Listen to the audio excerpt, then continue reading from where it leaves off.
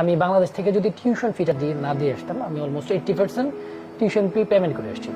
যদি 80% পেমেন্ট না করে আসতাম, এখানে কাজ করে পড়াশোনা করে আবার টিউশন ফি দেওয়া, এটা কোয়াইট ইম্পসিবল, এটা সম্ভব না।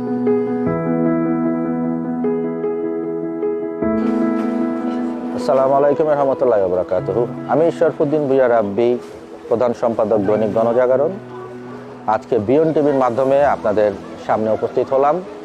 আমি এখন অবস্থান করছি যুক্তরাজ্যের বার্মিংহাম শহরের পেরিবার এলাকায়, এবং সেই গুরুত্বপূর্ণ বিষয়টি হচ্ছে যুক্তরাজ্যের স্টুডেন্ট ভিসা নিয়ে পড়তে আসা শিক্ষার্থীদের উপর।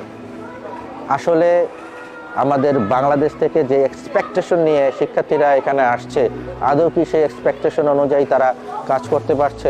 আসলে যুক্তরাজ্যের শিক্ষার্থীদের রিয়েলিটিটা কি, আমরা কিছু স্টুডেন্টদের কাছ থেকে সরাসরি জানবো, এবং তাদের যেই এখানের লাইফ স্টাইল, পুরো বিষয়টা নিয়েই আজকে আমরা আপনাদের সাথে আলোচনা করব।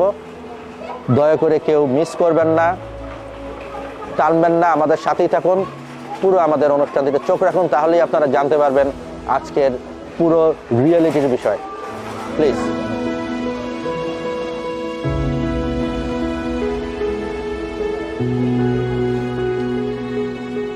আমরা এখন আছি জাফলং রেস্টুরেন্ট, লজলস রোডে। এটা একটি আমাদের বাঙালি রেস্টুরেন্ট। আমরা এখন এখানে আমরা দেখতে পাচ্ছি ইয়েলো অরেঞ্জ কালারের টি শার্ট পরে একজন ভদ্রলোক দাঁড়িয়ে আছেন। হ্যালো ভাই। ওয়ালাইকুম কেমন আছেন? ভাই, আপনি কি এই রেস্টুরেন্টের ওনার আর বস, ম্যানেজার পদে আছেন? ভাই, আমরা এসেছি একটি টিভি চ্যানেল থেকে। তো আমরা এখন আসলে স্টুডেন্টদের যে রিয়েলিটিটা যুক্তরাজ্যে, এই বিষয় নিয়ে আসলে আমরা ফুল ফোকাস দিচ্ছি। কারণ আমাদের যেই ছোট ভাই বোন বা আমাদের দেশের থেকে যারা আসবে, তারা যেন প্রতারিত না হয়, এবং এখানে আসার পরে তাদের লাইফটা সেটেল করতে পারে সাকসেসফুলি, তারা তাদের যেই উদ্দেশ্যে আসছে, উদ্দেশ্যটা যেন সফল হয়। তো আপনি যেহেতু এখানে অনেকদিন যাবৎ আছেন, তো আমরা একটা জিনিস জানতে চাই যে এখানে স্টুডেন্টরা যখন কাজের জন্য আসে, আপনারা কি স্টুডেন্টদের কোনো রকম সাহায্য সহযোগিতা করে থাকেন, জব দিয়ে বা অন্য কোনো? জি, আপনাকে ধন্যবাদ আমার এখানে আসার জন্য। আসলে অনেক স্টুডেন্ট বর্তমান সময়ে দেশ থেকে আসতেছে, ফ্যামিলি সহ অনেকে বাচ্চা কাচ্চা নিয়েও আসতেছেন। সে অনেক সমস্যা ফিল করতেছেন, বাসা, কাজ, এগুলাতে। আমাদের তো নতুন বিজনেস, আমরা সবাইকে কাজ দিতে পারবো না। আমরা চেষ্টা করেছি কয়েকজনকে কাজ দেওয়া, তারপরে আরও চেষ্টা করি আমরা আমাদের এখানে কাজ না হলেও আমাদের ফ্রেন্ড, বন্ধু, আত্মীয় স্বজন যাদের ব্যবসা আছে, ওদেরকে ওখানে কাজের জন্য আমরা পাঠাই। তারপরে বিভিন্ন ওয়্যার হাউস আছে, আমরা যেগুলো জানি ওয়েবসাইটের মাধ্যমে, ওখানেও আমরা তাদেরকে জব দেওয়ার জন্য চেষ্টা করি। আজকেও আমি 2-3 জনকে এখানে বিকালে, ওরা আসছেন স্টুডেন্ট, ওদেরকে আমি হেল্প করছি ওয়্যার হাউসে জবের জন্য। যাক, আলহামদুলিল্লাহ ভাই, শুনে খুব ভালো লাগলো। তো আপনাদের এই রেস্টুরেন্ট কি এখন কর্মরত আমাদের কোনো দেশি বাংলাদেশি ছাত্রছাত্রী আছে? জি, এখানে আমার দুইজন স্টুডেন্ট আমরা কাজ। ঠিক আছে, আপনার যদি অনুমতি হয় আমরা তাদের সাথে কথা বলতে পারেন। ধন্যবাদ। থ্যাংক ইউ, আপনাকেও ধন্যবাদ। সো ভিউয়ার্স, আমরা এখন জাফলং রেস্টুরেন্টেই বর্তমানে কর্মরত আছেন আমাদের বাংলাদেশ থেকে যুক্তরাজ্যে পড়তে আসা একজন শিক্ষার্থী। আমরা তার মুখের থেকেই তার অভিজ্ঞতার কথাটি জানবো। আসসালামু আলাইকুম। ওয়ালাইকুম সালাম। আপনার নামটা ভাইয়া? আমার নাম আব্দুল মুনতাকিম পিয়াস। আচ্ছা আচ্ছা। তো আপনি যুক্তরাজ্যে কবে এসেছেন?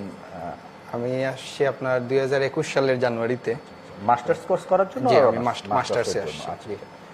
আমি বেসিক্যালি একটা প্রফেশনাল কোর্সে এই দেশে আসছি। তো আমি দেশ থেকে একটা এসিসিএ যেটাকে বলে, এসএসসি, হ্যাঁ, এটা একটা প্রফেশনাল চার্টার্ড অ্যাকাউন্টিং ডিগ্রি, যেটা আমি পার্ট কোয়ালিফিকেশন বাংলাদেশ থেকে কমপ্লিট করছি।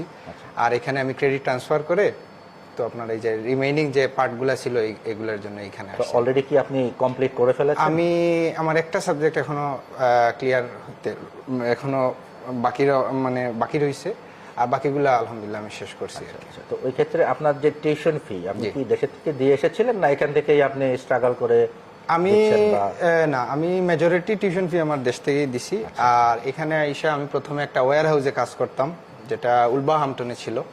তো এখান থেকে আমি আমার যে মাসিক যে খরচ ছিল খাওয়া দাওয়ার পরে থাকার পরে যেটা ছিল সেভিংস, সেটা থেকে আমি অল্প অল্প কইরা 3-4 মাস পরে একটা ডিপোজিট আমি দিছি ইউনিভার্সিটিরে, যেটা খুবই বেশি না, কিন্তু মেজরিটি কম্পেয়ার করলে 25% আমি আমার নিজেই বিয়ার করছি আর কি। তার মানে এটা অন্তত বোঝা যায় যে যারাই আসতে চায় দেশের থেকে মোটামুটি 70-80% টিউশন ফি পে করে আসলে আর বাকিটা ইজিলি দিতে পারবে। আচ্ছা আচ্ছা। তো এখানে আসার পরে আপনি কি কোনো ডিফিকাল্টি বা কোনো রকম কোনো কিছু ফেস করেছেন, এটা যদি একটু শেয়ার করতেন। যেহেতু আমি স্ট্রেট ওয়ে আমার কিছু আত্মীয় স্বজন লন্ডনে ছিল, তো আমি ওইখানে ছিলাম প্রায় আপনার 1 মাসের মতো। তো আপাতত দৃষ্টিতে আমি ওইখানে ভালোই ছিলাম, কিন্তু বার্মিংহামে আমার কেউই ছিল না।